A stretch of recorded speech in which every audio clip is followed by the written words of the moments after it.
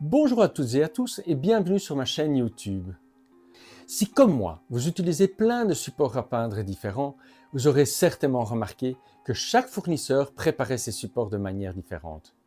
Au final, on se retrouve avec certaines toiles au panneau qui absorbent très fortement les premières couches de peinture, alors que d'autres sont une vraie patinoire et n'absorbent quasi rien, presque à la limite que la peinture n'accroche pas. Très difficile donc d'avoir quelque chose de stable sur quoi peindre.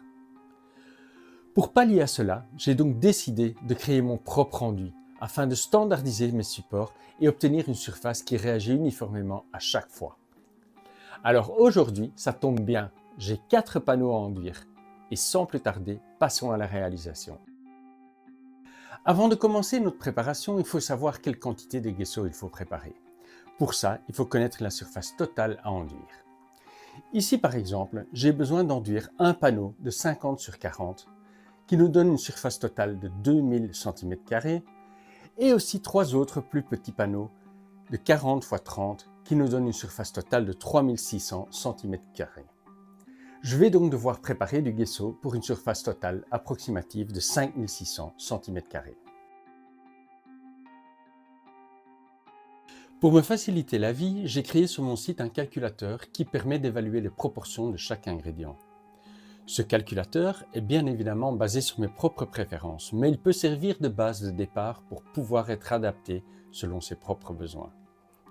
Pour y accéder, vous devez vous rendre sur www.planaire.be.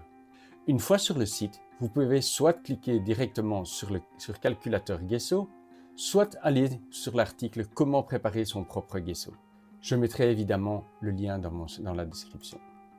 Une fois que vous êtes sur la page du calculateur, vous pouvez saisir le total de la surface à couvrir dans le champ supérieur et ensuite cliquer sur le bouton « Calculer ».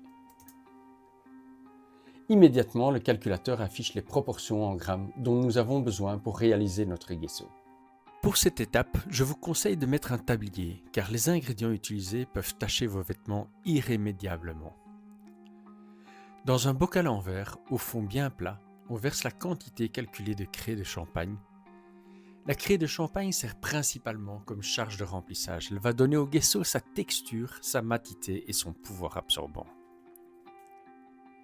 Puis, on verse le blanc de titane. Le blanc de titane possède un pouvoir couvrant exceptionnel qui garantit un gesso parfaitement blanc et opaque, contrairement à la craie qui devient légèrement translucide une fois mouillée par le liant acrylique. Avec un couteau à peindre, on prend soin de bien mélanger les deux poudres jusqu'à obtenir une couleur homogène. À ce stade-ci, si vous désirez avoir un fond coloré, vous pouvez ajouter un autre pigment. Personnellement, je n'aime pas avoir un fond blanc pour ne pas avoir de zones blanches très dérangeantes qui ressortent aux endroits où j'ai appliqué moins de peinture. J'ajoute donc un peu de terre de sienne brûlée qui donnera une couleur légèrement orangée. Puis vient l'étape qu'on appelle l'empâtage. Dans cette étape, on ajoute l'eau au pigment jusqu'à obtenir une pâte homogène. Elle évite d'emprisonner les bulles d'air dans la résine acrylique. On laisse reposer une dizaine de minutes pour que les pigments absorbent bien toute l'eau. On mélange encore une dernière fois avant d'ajouter le Plexol au mélange.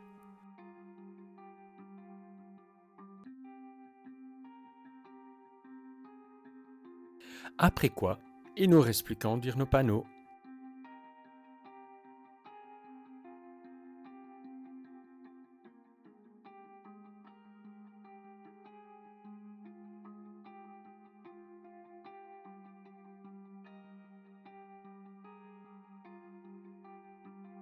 Et voilà, vos panneaux sont enduits et après une vingtaine de minutes, ils sont secs au toucher. Mais il vous faudra encore un tout petit peu de patience et attendre 24 heures pour que la polymérisation soit complète et vous pourrez partir peindre en toute tranquillité. J'espère que cette vidéo vous a plu. N'hésitez pas à laisser un commentaire et un pouce ainsi qu'à vous abonner à la chaîne pour être notifié des prochaines vidéos. À bientôt!